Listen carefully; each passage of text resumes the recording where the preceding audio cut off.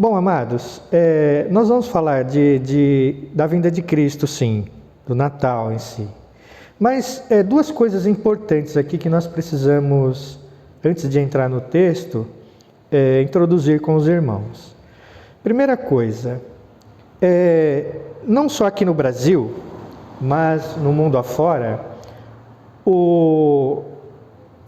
grande parte dos crentes servem a Deus baseado nos seus gostos, nos seus sentimentos, naquilo que ele acha que é certo, naquilo que ele acha que é correto, na sua moral, naquilo que ele aprendeu com seus familiares ou ele aprendeu na igreja. E pouco se fala sobre o que Deus pensa a respeito disso tudo. Porque, na verdade, a nossa maneira de cultuar a Deus é uma maneira antropocêntrica, onde o homem, o ser humano, está no centro das coisas. Quando deveria Deus ser o centro das coisas. Bem, queridos? Os irmãos estão acompanhando? Deus é o centro de todas as coisas. Ele subsiste por Ele só. Ele não precisa de mais nada. Não é? Esse é o nosso Deus. O homem é a consequência do amor de Deus. Ele criou o homem para que também manifestasse a sua glória. Quando os outros seres vissem o homem, vissem a glória de Deus refletida no homem. E para que o amasse também. Bem? Então, quando nós falamos de salvação, o nosso olhar também é um olhar antropocêntrico e não teocêntrico. Veja, Jesus veio ao mundo para me salvar. Mas, claro, isso é verdade, ele veio para salvar a humanidade. Mas esse não é o ponto. Esse não é o ponto de vista de Deus. Tem muito mais coisas mais profundas pelo fato de Cristo ter vindo ao mundo, do que simplesmente me salvar. Porque, pelo meu olhar, Cristo veio me salvar. Mas vamos fazer aqui uma dinâmica para que os irmãos possam entender. O teu vizinho lá começa a falar mal de você para os 4 cantos da rua lá. E tal, e arma, intriga, e faz um monte de coisa e tal. O seu desejo é ir lá, espontaneamente, né? Perdoar o seu vizinho, abençoar a vida dele. É isso? Não, não é? Puxa, eu pensei que fosse. E ainda abençoar a vida do seu vizinho, né? É isso? Não, né? Então, vamos então levar isso para o ponto de vista de Deus. Quem que pecou? Quem que errou? Quem é o errado da história? Deus cria tudo que você vê, cria esse planeta bonito, faz um jardim maravilhoso, cria o homem e põe o homem lá no jardim. E coloca ele como cabeça daquele jardim. Cuida aí, Adão. Aí o Adão, o que faz? Na primeira oportunidade, ele peca. Do ponto de vista de Deus, baseado no que os irmãos falaram do vizinho aí, é obrigação de Deus salvá-lo? É obrigação de Deus correr atrás do ser humano, irmãos? Não. Então é muito raso, né? É muito simples nós falarmos assim: Jesus veio para me salvar. Sim, ele veio, isso faz parte do pacote, mas não é o cerne da questão. Não é o principal alvo. A primeira coisa que nós temos que ter ideia é que o homem foi criado para servir a Deus, para honrá-lo. O homem foi criado para manifestar a glória de Deus. E uma vez que o homem se quebra e deixa de fazer isso, ele precisa de conserto. Então, Deus, Ele espera que, ao trazer o Filho dele a esse mundo para resgatar o homem, Ele restabeleça o seu senhorio, a sua glória, para que as nações o adorem, para que as nações lhe dêem o devido louvor, gratidão e adoração que ele merece. Então, em primeiro lugar, do ponto de vista de Deus, a salvação do homem é para consertá-lo, para trazer o homem novamente à posição que que Deus havia planejado para ele. Um lugar onde o homem honraria o Senhor. Porque quando nós falamos assim, Jesus vem a esse mundo para me salvar, então dá a impressão que, é algo pessoal, mas não é pessoal. Deus, Ele quer salvar toda a humanidade e restabelecer aquilo que havia sido quebrado. E uma coisa interessante, é claro que Deus conhece a nossa necessidade, sabe aquilo que precisamos, conhece os nossos sentimentos, claro. Ele nos criou, Ele nos fez, Ele sabe como somos por dentro, conhece a nossa necessidade. Mas, a primeira coisa que Deus quer fazer conosco é nos transformar naquilo que Adão era antes da sua queda. Mas mais que isso, transformar apenas naquele primeiro homem. Deus quer nos transformar em Cristo Jesus, a ponto de, assim como Cristo é, nós sejamos também homens e mulheres onde a glória de Deus é manifestada, onde o louvor a Deus, onde tudo que enaltece a Deus seja patente, seja enxergado a olhos nus. E por isso, irmãos, nós precisamos entender que a salvação, ela é muito mais do que simplesmente me tirar do caminho do inferno, do caminho da perdição. A salvação de Cristo para as nossas vidas, ela é muito mais que isso. É nos fazer voltar a ter comunhão com Deus, fazer parte realmente da família de Deus. E veja, eu vou dar um exemplo aqui. Imagine o mar. O mar é algo gigantesco para nós, não é verdade? Quantos seres habitam o mar? Um monte de seres. Não só aqueles animais que estão dentro do mar, mas aqueles que estão na beira do mar também se beneficiam. O clima do planeta se beneficia do mar. Agora, imagine que lá no mar tem uma espécie de golfinho. E esses golfinhos, eles se perdem lá, eles entram numa baía. Baía é um lugar onde o mar entra assim, terra dentro. E eles ficam presos lá dentro daquela baía. Cai um desmoronamento lá, eles ficam presos naquela baía. O que vai acontecer? Eles vão comer ali o alimento que eles têm, mas é um alimento muito pobre, não é? Não é como o alimento que eles comem no mar aberto. E quando acabar aquele alimento ali, o que vai acontecer com eles? Vai extinguir aquela raça, aquela espécie de golfinho. E o mar, o que o mar pensa a respeito desses golfinhos? Imagine, do ponto de vista do mar, aqueles golfinhos lá, eles não têm valor algum. Mas imagine que o mar, a cada tempo, a maré dele sobe, não é isso? E quando a maré dele subir, dá para esses golfinhos escaparem daquela baía que eles estão presos.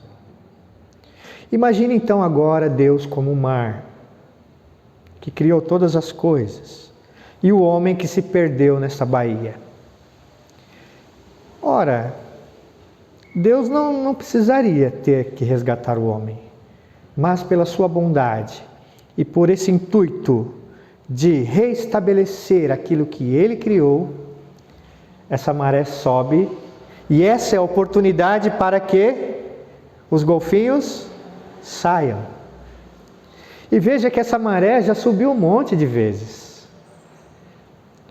Tendo Deus falado através dos profetas, tendo Deus falado através das profecias, da sua palavra, tendo agora, por último, tendo Deus falado através do seu Filho amado Jesus Cristo. Então as oportunidades, todas estão aí para que a humanidade saia desse buraco que ela está. E veja, queridos, quando nós falamos da vinda de Cristo, nós falamos de Natal, nós estamos falando dessa mensagem, de que agora as portas estão abertas para a humanidade, que agora o caminho está livre para que você possa chegar-se a Deus, que agora Deus, através do seu Filho, através da sua palavra, através das obras de Cristo, o portal está aberto para que você possa sair da sua prisão, para não só você, mas a humanidade toda. Porque, irmãos,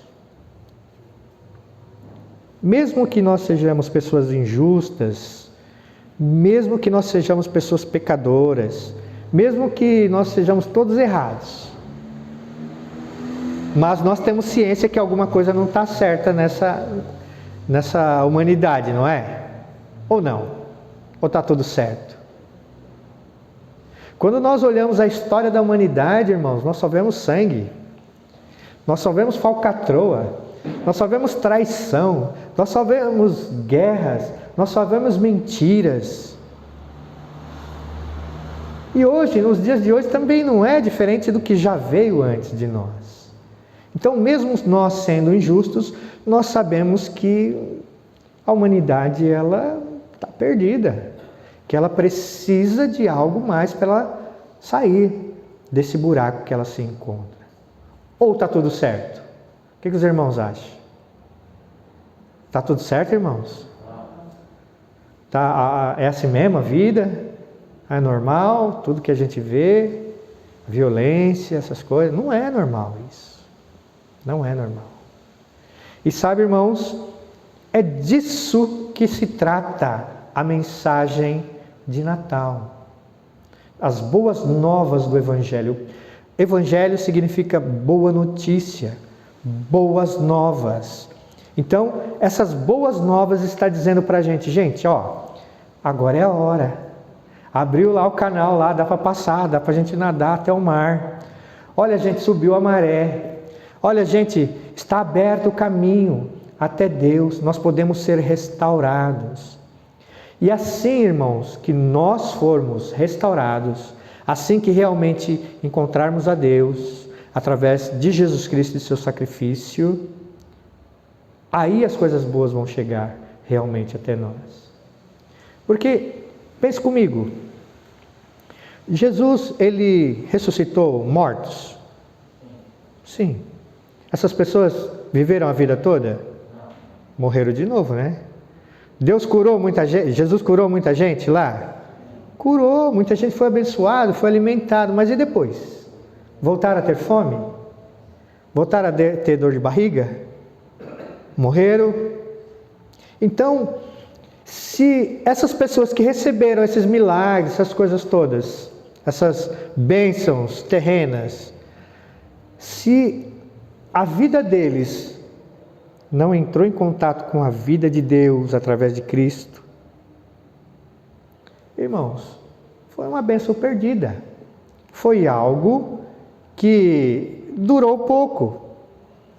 Agora, uma vez que nós realmente ouvimos essa mensagem de que Cristo veio em nosso favor e utilizamos isso agora para ter uma vida com Deus e sermos restaurados por Ele, aí as bênçãos de verdade vão chegar. Alegria, contentamento. Pense num tempo como hoje, né? Que as pessoas têm um monte de coisa e não tem contentamento, não é? Sempre parece que está faltando alguma coisa. Esse descontentamento é natural do ser humano. E nós só vamos poder tirar esse descontentamento do nosso coração se realmente formos consertados por Deus, através da pessoa de Jesus Cristo. Amém, queridos? Paz de espírito.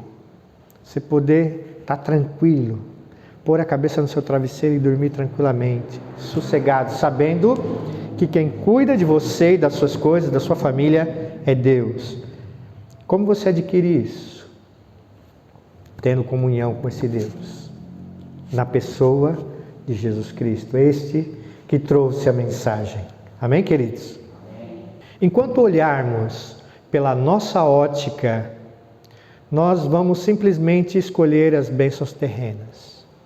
Aquilo que nos agrada, aquilo que gostamos. O que não gostamos fazemos assim, quando comemos um peixe, né? Tiramos a espinha, aquilo que não... Mas Deus quer fazer muito mais que isso. O fato de Cristo ter vindo ao mundo é muito mais além do que simplesmente nos trazer coisas terrenas. Amém, queridos? Vamos ao texto. Isaías 40. Nós vamos começar aqui na igreja a olhar o Evangelho através da ótica de Deus. E nós vamos começar com esse texto, depois nós vamos nos aprofundar nos outros cultos a respeito disso. Isaías 40 diz assim: Consolai, consolai o meu povo, diz o vosso Deus. Primeiro, por que Deus está falando aqui para consolar o povo? O povo estava triste, sem esperança, o povo estava machucado, não é? E o que faz isso com o povo? O que machuca o povo? As consequências, né, irmão Paulo, dessa falta de Deus, de não buscar a Deus, consequência do pecado, isso nos machuca. E veja, falai ao coração de Jerusalém, bradai-lhe que já é fim do tempo da sua milícia. Milícia aqui é militar, né? É guerrear, é batalhar. É fim do tempo da sua batalha, que a sua iniquidade está perdoada e que já recebeu em dobro das mãos do Senhor por todos os seus pecados. Então aqui o texto está falando que o Senhor perdoou aquele povo e ia acontecer algo. Aí ele fala: vós do que clama no deserto, preparai o caminho do Senhor, endireitai no ermo vereda ao nosso Deus. Então ele está falando aqui, a voz que clama no deserto, vai lá na frente, prepara o caminho, endireitai, mostra como é, leva o manual, leva aí o manual para que as pessoas possam entender o que vai ser feito. Bem, queridos? Quem é essa voz no deserto aqui? Alguém sabe? Alguém pode dizer que voz é essa? João Batista, a gente vai ver daqui a pouco. Aí ele diz assim: todo vale será aterrado e nivelados todos os montes e outeiros. O que é tortuoso será retificado e os lugares escabrosos aplainados. Então, os irmãos sabem que vale é aquele buraco entre duas montanhas, certo? E geralmente tem um rio ali no meio. Então esse buraco entre duas montanhas, ele vai ser tapado. Os vales e outeiros, eles vão ser nivelados. Então ele vai fazer uma terraplanagem, vai ficar tudo plano. E ele fala assim: a glória do Senhor se manifestará e toda a carne verá, pois a boca do Senhor o diz. O que ele está falando aqui? Que o poder de Deus, a glória do Senhor vai ser manifestada. Amém, igreja? Aí ele diz assim, no versículo 6, há uma voz diz, clama, e alguém pergunta, que hei de clamar? Toda a carne é erva e toda a sua glória como a flor da erva, seca-se a erva e caem as flores. soprando nelas o hálito do Senhor. Na verdade, o povo é erva, seca-se a erva, cai a sua flor, mas a palavra do nosso Deus permanece eternamente. Então aqui ele manda clamar. Aí alguém vai perguntar, mas clamar o quê? Que toda a carne é erva. Irmãos, que todo ser humano, que todo homem, mulher, tudo que é carne, é o quê? Erva. E vai passar com o? Que vai passar com o? Alguém disse? Tempo. Irmãos, todo mundo é perecível. Quando nós chegamos nesse mundo, já chegamos com o prazo de validade já meio que vencido já. E não tem como a gente escapar disso daí não, tá? Mas ele diz aqui, o que permanece para sempre é o quê? A palavra do nosso Deus. Amém? Isso aqui é uma coisa para a gente pensar, meus queridos. É importante isso daqui. Os irmãos sabem o que é uma torrente de água? Ou um turbilhão de água? Aquela vaga de água que vai levando tudo. Quando chove na cabeceira dos rios, não é? Aí, quem está aqui embaixo não está nem sabendo que está chovendo. Vem aquela cabeça de água e leva tudo. Assim é a palavra do nosso Deus. Se você está com Ele, você vai nessa turba e tudo, por onde você passar, você vai arrebentar tudo. Você vai com o seu Deus. Ele vai quebrando todas as barreiras, vai levando tudo. E você vai com Ele. Agora, se você está contra, se você está no caminho, o que vai acontecer com você? Por isso, queridos, nós precisamos amar a palavra do Senhor, estar inserido nela e não contra ela. Porque se eu estiver contra a palavra do Senhor Jesus, o que vai acontecer comigo? Eu vou ser quebrado, ela vai passar por cima de mim. Mas se eu estiver a favor, né, Carlos? Aí eu vou junto. E é isso, irmãos. Quando nós falamos dessa salvação, nós estamos falando de estar em Cristo, de andar com Ele, de aprender com Ele, de pegar o seu fardo. E aí, irmãos, não tem barreira. Nós passamos por cima de tudo. Nós vamos. Agora, quando eu estou teimando, o Senhor está falando uma coisa, eu estou fazendo outra. Quando eu conheço a palavra de Deus e lá diz que eu devo proceder de tal maneira e eu procedo de outra maneira. Ah, mas todo mundo faz isso. Ah, mas não pega nada. Vai chegar uma hora que essa mesma palavra vai me quebrar no meio. Porque, irmãos, perguntaram para Jesus, Jesus, olha lá sua mãe lá, por que você não vai lá com ela? Aí ele fala assim, que minha mãe e meus irmãos são quem? Aqueles que praticam e obedecem a palavra de Deus. Amém? Você pratica a palavra de Deus? Você ama os conselhos de Cristo, como Davi falava? A chave da vitória está aí, meus queridos. Porque se eu for contra esta palavra, eu vou contra o vagalhão, contra a onda, contra o tsunami. Eu estou indo contra o turbilhão. E aí o que vai acontecer comigo? Bem, queridos? Amém, queridos? Faz aí comigo aí. Queridos. Agora, se eu estou junto com a palavra está em mim, né? Como diz o texto, o que acontecerá? Se as minhas palavras estiverem em vós e vós estiverem na minha palavra, vai acontecer o quê? É o quê? Pedireis e vai acontecer o quê? E vos será dado, vos será concedido. Amém, queridos? E aí agora aqui a palavra de Deus fala assim, sobre a ótica de Deus, sobre a salvação, tá? Tu, ó Sião, que anuncias boas novas, sobe ao monte alto. Tu que anuncia boas novas a Jerusalém, ergue a tua voz fortemente, levanta. Não temas, dize às cidades de Judá: eis aí está o vosso Deus. Eis que o Senhor Deus virá com poder, e o seu braço dominará, e eis o seu galardão está com ele, e diante dele a sua recompensa.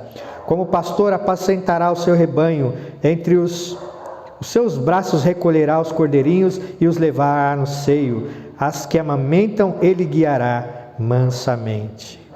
Bem, queridos? Então a primeira coisa aqui, pela ótica de Deus, sobre a vinda de Cristo e a sua salvação. Ó povo, anuncia aí, eu vou salvar vocês. É isso? É isso, queridos? Não.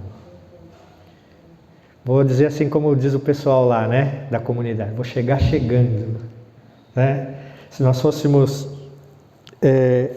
se o autor de Isaías aqui fosse da nossa época, ele ia dizer, ó, o Senhor vai chegar, meu irmão, vai chegar chegando. E é o que a palavra diz, olha, eis que virá com poder. Por que tem que vir com poder? Porque a humanidade, irmãos, ela era enganada por Satanás. Quem mantinha as garras nos olhos da humanidade até então? Satanás. Quem mantinha tudo às escondidas, em segredo? Satanás. Por isso o Senhor veio com poder para quê? Para manifestar a sua luz, para mostrar o que estava acontecendo, para mostrar o caminho para aqueles que estavam perdidos. Amém, queridos? E o seu braço dominará. E aí ele vai falar do galardão. E eis que o seu galardão está com ele, e diante dele a sua recompensa. O galardão ou recompensa é para dar para alguém. Mas por quê? Galardão a gente dá para quem? Melhor, troféu a gente dá para quem? Medalha, para quem a gente dá? Não é bem para quem merece, né? Porque nós não merecemos patavinas, né? Mas o galardão é para aquele que se levanta, que se esforça, que vai, que adere ao exército de Deus. Não é isso? Amém, queridos? E esse é o galardão do Senhor. O que ele vai fazer? Ele vai apacentar o seu rebanho. Entre os seus braços recolherá os cordeirinhos e os levará no seio, e as que amamentam ele guiará mansamente. Irmãos, se Deus vai pegar você como uma ovelhinha dele, vai pôr no seu colo, vai te faltar alguma coisa? Vai, igreja? Se esse Deus que criou todas as coisas vai pegar você aqui com todo carinho, vai colocar no seu seio, você vai sucumbir, irmão? Então por que o lamento? Por que o medo? Por que a tristeza? Por que o desânimo? Se esse Deus vai nos pegar no colo e vai nos levar a bom termo. Irmãos, será que a bênção não está incluída aí? Será que a salvação, a libertação, não está incluída nesse negócio aqui? O que os irmãos acham? Está implícito, né, meus queridos? Agora, eu vou dar um pulo aqui, porque tem mais algumas coisas para ser dita. Pula para o versículo 25, 40 a 25. A quem, pois, me comparareis, para que eu lhe seja igual, diz o santo. Levantai ao alto os olhos e vede. Quem criou estas coisas? Aquele que faz sair o seu exército de estrelas, todas bem contadas, as quais ele chama pelo nome, por ser ele grande em força e forte em poder, nenhuma só vem a faltar. Olha, aqui ele está falando que ele traz todas as suas estrelas e conhece pelo nome. Será que o Senhor não te vê? Pensa um pouquinho, irmãos. Pense agora, pense. O Senhor que criou todas as estrelas, todas as coisas, que conta elas e traz todas consigo, nenhuma falta. Será que ele não te conhece? Será que ele não te vê? Não está te enxergando a sua situação? Ele está. E aqui tem uma coisa interessante. Quando essa salvação chega, quando é anunciado que Cristo vem, todos os cuidados de Deus para conosco já vem embutido nesta mensagem. E aí ele vai falar assim: por que, pois, dizes, ó Jacó, e fala, ó Israel, o meu caminho está encoberto ao Senhor, e o meu direito passa despercebido ao meu Deus? Não sabes e não ouvistes que o eterno Deus, o Senhor, o Criador dos fins da terra, nem se cansa, nem se fatiga, não se pode esquadrinhar o seu entendimento? Faz forte ao cansado e multiplica as forças que não têm nenhum vigor. Daquele que não tem nenhum vigor.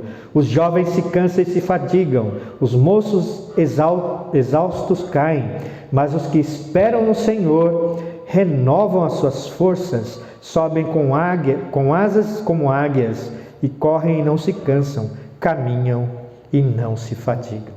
Bem, queridos? Você aí que está cansado, por que você está cansado? O eterno Deus que cuida de nós, é Ele quem nos esforça. Bem, queridos? Nós sabemos que tem horas difíceis, tem horas terríveis, mas de quantas o Senhor já não nos livrou? De quantas o Senhor já não nos colocou em pé? Nós nem imaginávamos que íamos voltar a nos levantar, mas o Senhor estava lá, nos susteve. Teve hora que nós olhamos para o lado assim, parecia que estávamos cercados de leões. E o que aconteceu com esses leões? Saíram miando, né? Tem um texto que fala assim, que por 7 caminhos fugiram os nossos inimigos. Queridos, essa é a boa nova que vem com Jesus Cristo. Essa é a boa nova do Evangelho.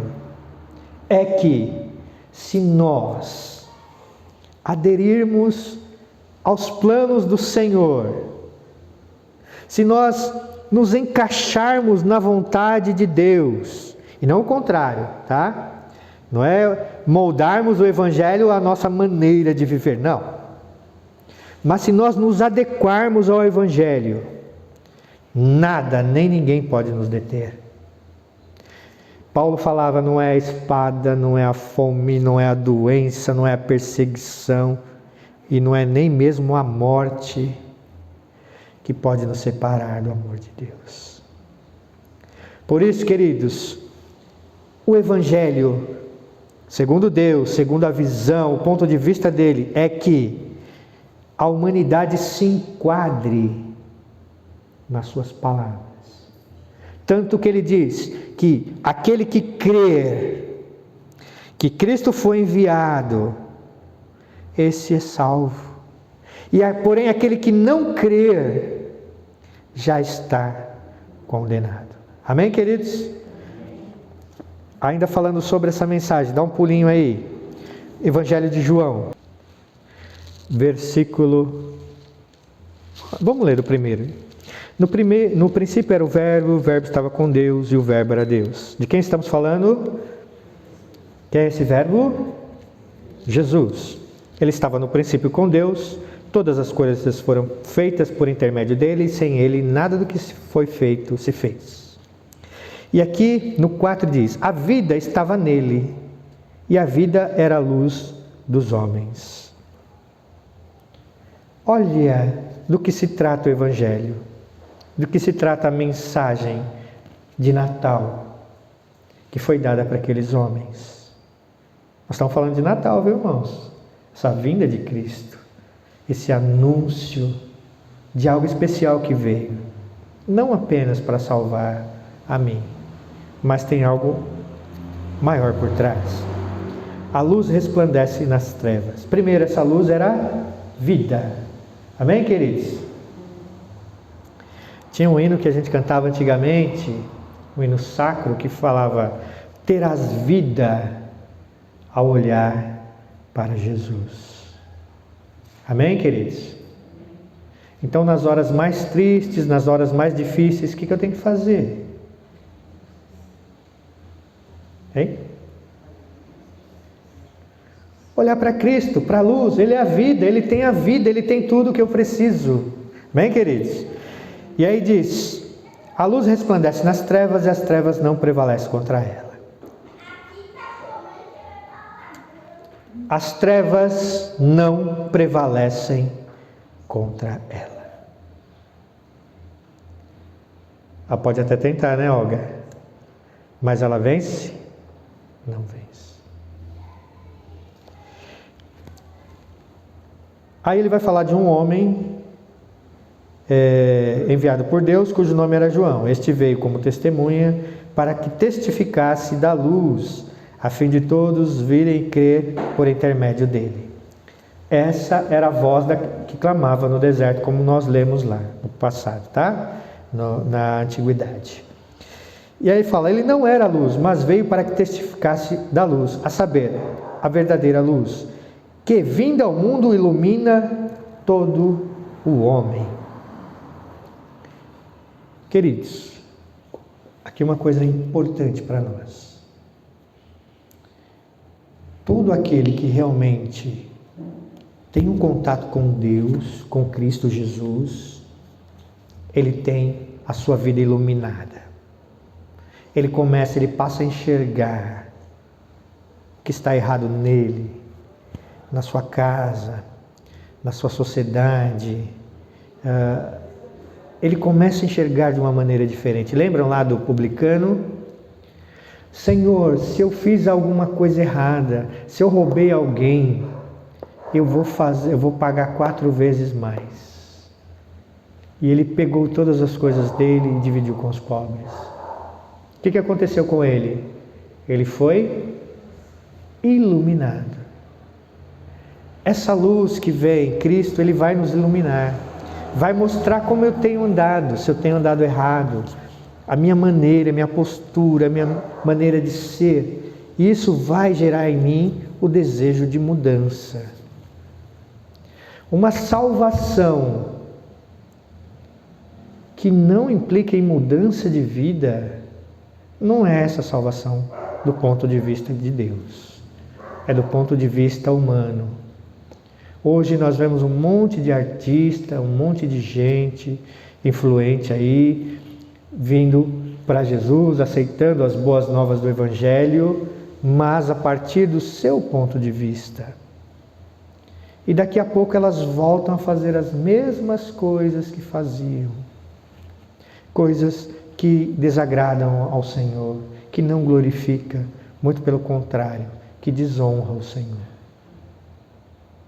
Então é necessário que, ao termos esse contato com Cristo, o nosso ser seja iluminado, que haja realmente uma mudança dentro de nós. Bem, queridos?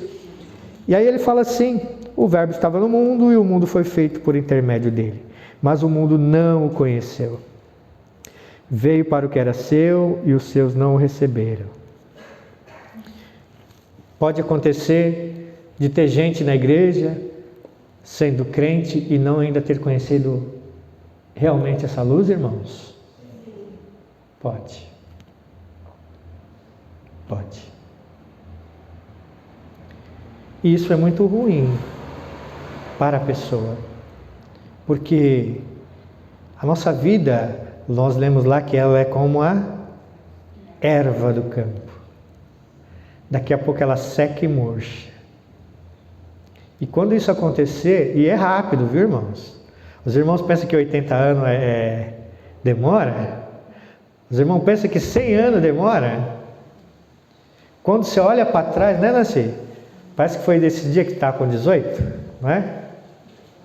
Onde foi esses anos? Fala aí, Alessandra, né?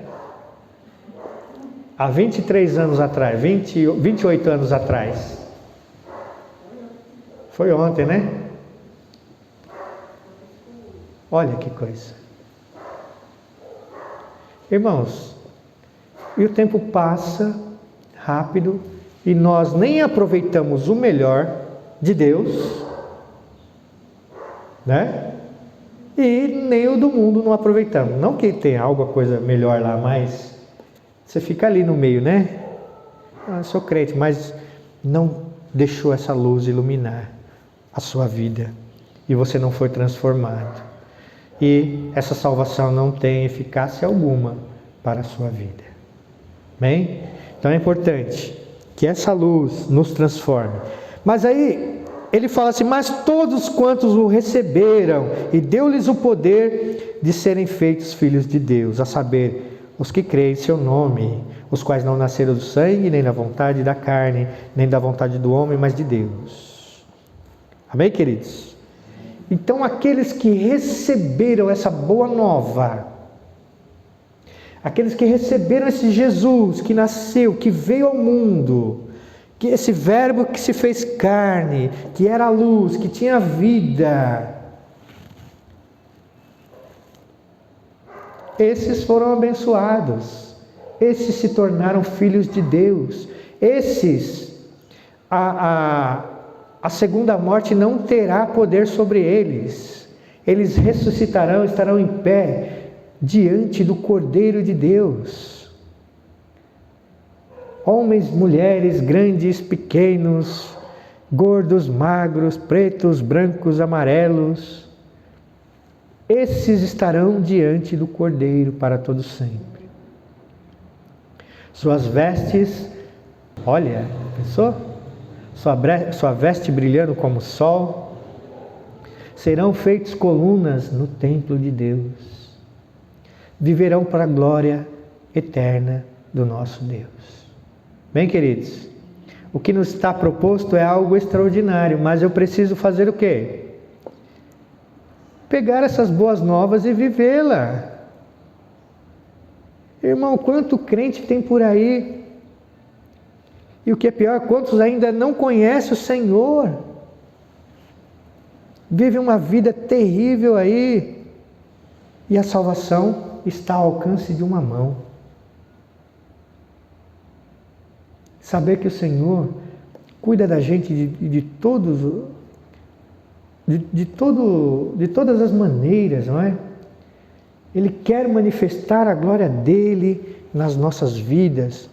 Ele quer que aquele que não conhece Jesus, aquele que conhece, aquele teu parente, aquele teu vizinho, olhe para você e fale: puxa, lá vai um homem de Deus, lá vai uma mulher de Deus. Olha, eu queria ser como fulano, olha como ele é manso, olha como ele é humilde, olha como ele perdoa, olha como ele ama, olha como ele exalta o nome do Deus dele. É isso, irmãos. O Evangelho nos alcançou para isso, para nos transformar. Para que as pessoas olhem para nós e instantaneamente digam: esse camarada é de Deus. Essa mulher é uma mulher de Deus. Olha como é diferente. Esse mundo injusto, esse mundo pecaminoso, mas esse camarada aí é diferente. Amém, queridos? Agora cabe a pergunta: esse é o desejo do nosso coração? Ou queremos apenas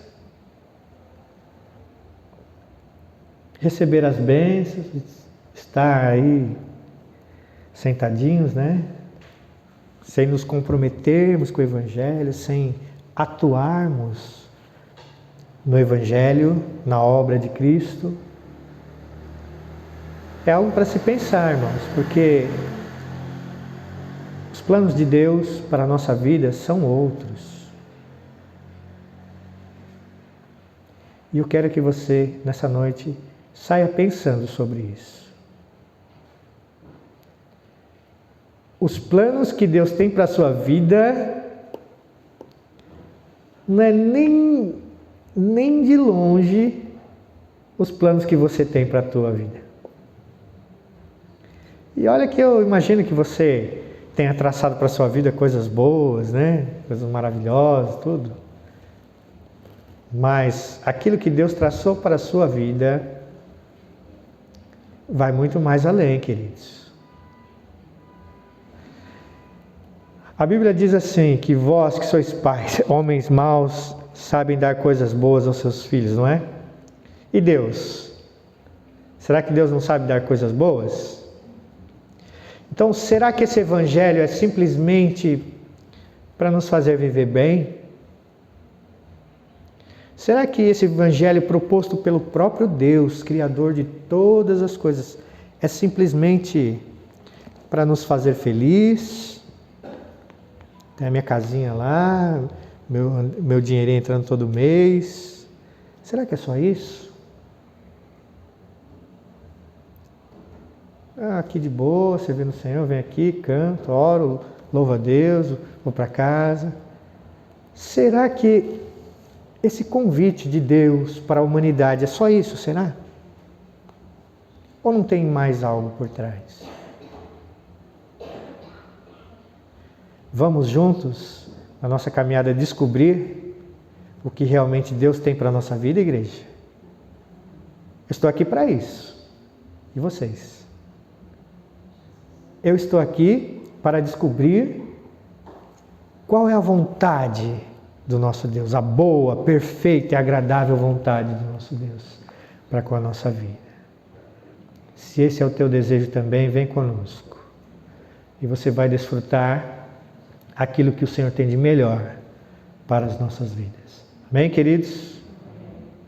Essa é a mensagem desta noite do Natal.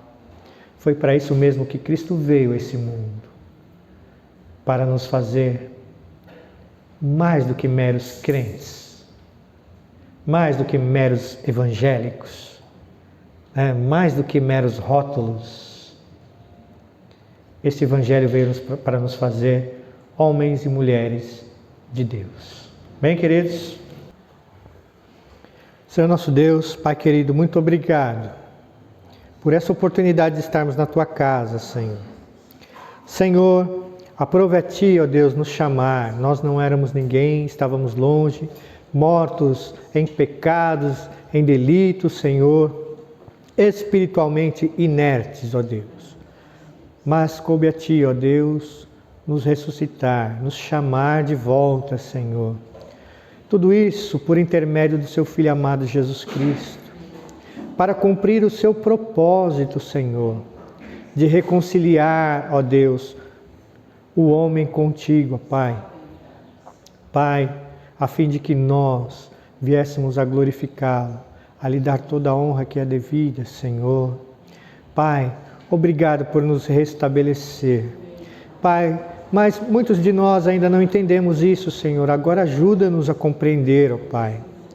Qual o propósito pelo qual o Senhor nos chamou, Senhor? É certo, Senhor, que já somos abençoados, que as bênçãos virão, Senhor. É certo, ó Deus, que o Senhor vai cuidar de nós, ó Pai. Que vai colocar cada questão no seu devido lugar, Pai. Nós sabemos disso, mas às vezes nossa alma se esquece, Senhor. Pai, não permita que ela venha mais se esquecer. Mas, Senhor, tem um propósito maior por trás disso, por trás da sua salvação. E nós queremos perseguir esse propósito, Senhor. Nós queremos, Senhor, estar na conformidade da Tua palavra. Queremos ser aquilo que o Senhor planejou que fôssemos, Senhor. Que nós venhamos alcançar o potencial máximo, Senhor, que o Senhor estabeleceu para as nossas vidas. Ajuda-nos, Senhor, a nos desapegar dessa nossa humanidade fraca e corrompida, Pai, da nossa carne, dos nossos desejos. Pai, em nome de Jesus, abençoa o Teu povo, traz a Tua paz, a Tua graça e ajuda-nos a crescer, Senhor. Pai, essa é a nossa oração e nós oramos em nome de Jesus, Senhor. Agora o Teu amor, a graça do nosso Senhor Jesus Cristo e a consolação do Seu amado e Santo Espírito seja com a Sua igreja hoje e sempre. Amém, Senhor. Amém. Queridos, Deus continue abençoando a vida de cada um de vocês e um Feliz Natal a todos.